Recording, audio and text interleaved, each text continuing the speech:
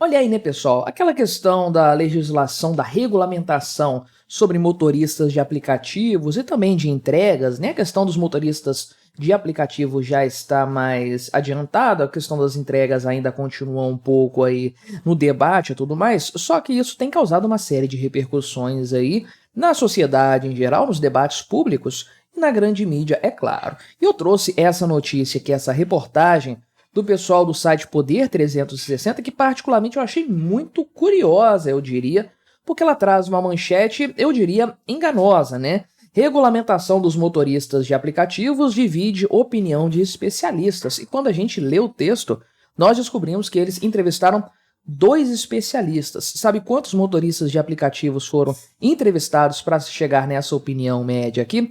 Pois é, nenhum. Vamos conversar sobre essa história aqui, então, ver como esse pessoal chega a tangenciar a resposta, a solução para o problema, mas eles não encontram essa solução de jeito nenhum, porque o estatismo está arraigado na alma dessas pessoas, não é? Vamos conversar sobre esse tema?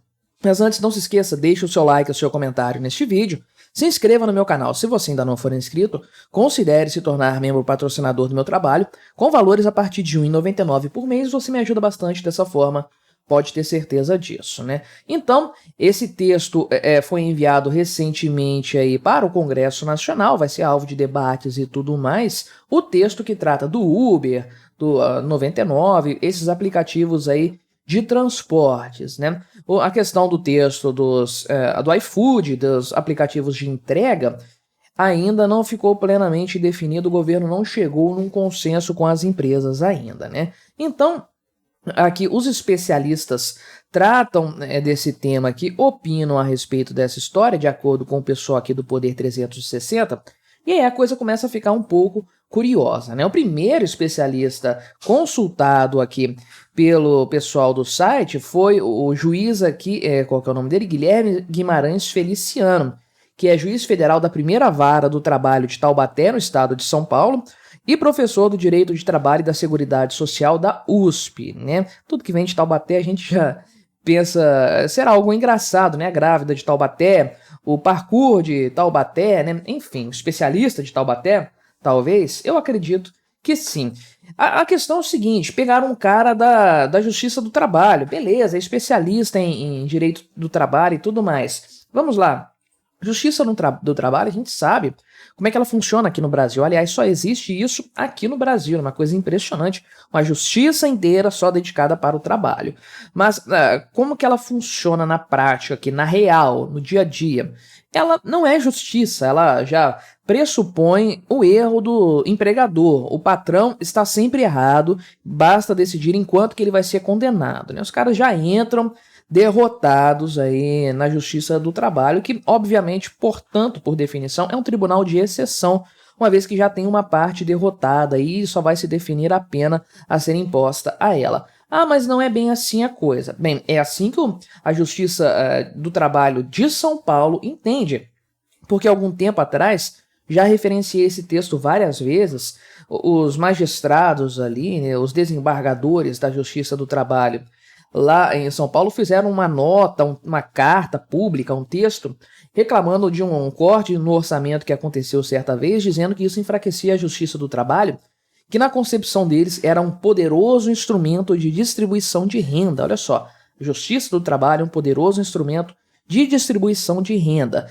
Só que, por definição, o patrão é mais rico do que o empregado, do que o funcionário, ele tem uma renda maior. Portanto, se a Justiça do Trabalho é um instrumento de distribuição de renda, ele existe para tirar dinheiro do patrão para dar para o empregado. Como que isso pode ser encarado como justiça? Como que isso pode ser encarado como algo legítimo, né? A justiça cega que não olha as partes, apenas garante o que é certo e o que é errado.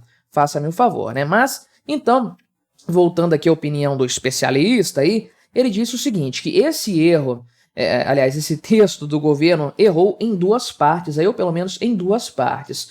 A primeira seria a remuneração mínima fixada no texto legal no valor nominal, escrito ali, né, por extenso, que é R$ 32,10 por hora, né?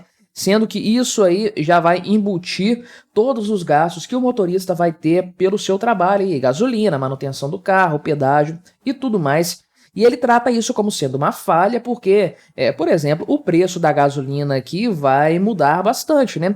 Ele é um preço imprevisível, pode subir, pode descer. E se você mantém estipulado aqui de forma fixa, definida um valor, isso aqui eventualmente não vai cobrir todos os gastos ou vai cobrir aí dando uma margem de lucro menor para o motorista dessa forma aqui, né? Então, o juiz diz que o texto deveria estabelecer aqui um período para reajustes desse patamar, no caso de uma disparada aqui de combustíveis ou uma correção aqui pela inflação, né? E aí ele diz que não há nenhuma dessas previsões. Aí vai fazer o quê? Vai manter esse preço até o fim dos tempos aí e tudo mais? Vai ter que fazer um projeto de lei para aumentar R$ 1, R$ 2 nesse valor da hora do motorista. Então, ele coloca isso como um problema e coloca a questão da carga tributária, aliás, a carga horária, né? Perdão, a carga horária dos motoristas, porque existe um limite de 12 horas por dia para os motoristas exercerem a sua função, estabelecido 8 horas, mas que podem chegar até 12 horas, né?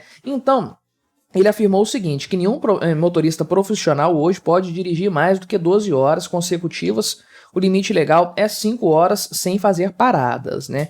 Então, de acordo com a letra do texto dessa reforma aí da questão do trabalho por aplicativos, dá-se a entender que o cara possa fazer uma corrida de até 12 horas sem descanso aí e tudo mais. Só que, de forma geral, o juiz aqui, o Feliciano, diz que a medida é positiva porque vai regulamentar essa questão dessa profissão de forma específica, né? Ele elogiou a questão da contribuição providenciária aqui e tudo mais, né? Disse que ela é boa, ainda que cause insatisfação, né? Então vai vendo o nível de estatismo da galera, né? Não importa se o motorista não gosta disso aí. O importante é que isso é bom, isso é ótimo, nós vamos impor ao motorista de tão bom que é, né? O segundo especialista consultado por eles aqui o senhor, como é que é o nome dele? Sérgio Nobre, isso aí que é um cara da CUT, né, que afirmou o seguinte, que essa lei proposta aqui pelo governo é uma conquista histórica dos motoristas de aplicativo que passaram a ser reconhecidos como uma categoria, né?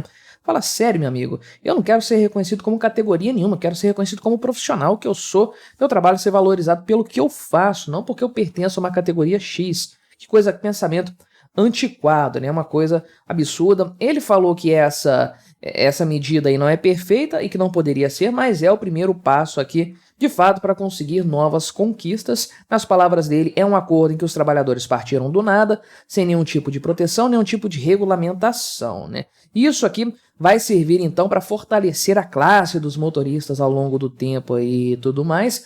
Claro que ele entende aqui, né? Ou faz subentender que vai ser criado um sindicato para representar esse pessoal. É o grande interesse por trás dessa lei, no final das contas é isso, né? Da parte do governo, mais a arrecadação previdenciária, né? E da parte aí das centrais sindicais, da CUT, da vida, isso aí representa a possibilidade de criar mais sindicatos, colocar mais boquinhas para se alimentarem do salário dos trabalhadores. É assim que a coisa funciona de fato aí, né? Então, a primeira coisa que me chama a atenção, ninguém consulta o verdadeiro especialista nessa história, que é o motorista. O cara que trabalha, que é quem vai dizer se isso aí é um problema ou não, a ausência de regulamentação, se isso era um problema, e se ter regulamentação agora é algo bom.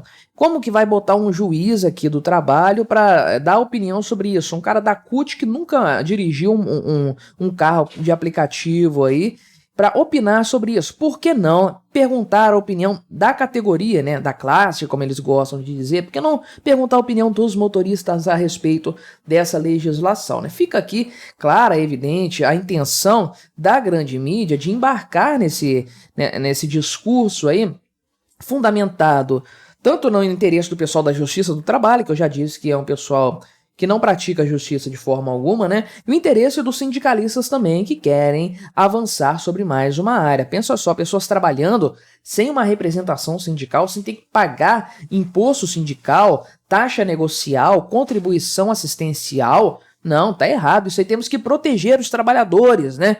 Tirando parte dos ganhos deles, parte das remunerações. Pode ter certeza, o primeiro sindicato que foi estabelecido para representar os motoristas, a cláusula mais importante da convenção coletiva vai ser cobrança de imposto sindical desse pessoal. O interesse é plenamente esse aí, né? O grande ponto é o seguinte, ninguém pediu essa regulamentação, o governo pediu, beleza, motorista não tá nem aí para isso, o cara tá fazendo o dinheiro dele, tá ganhando a grana aí, fazendo o trabalho, um extra em alguns casos, a remuneração principal, a renda principal em outros casos, e isso está funcionando muito bem. E qual que é a resposta para todos esses problemas aqui? É o livre mercado. O juiz ela colocou a questão da remuneração, né? Não, ela tem que cobrir os custos e tudo mais.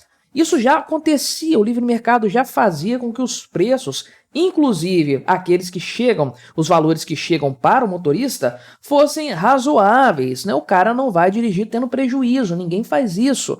Então, os preços que são praticados ali são aceitos pelas partes, aceitos pela empresa que faz a intermediação desse processo todo, pelo cliente que vai pagar pela passagem, pelo translado dele ali, e pelo profissional que vai receber isso com o desconto da plataforma ali, os demais descontos, impostos e tudo mais, né?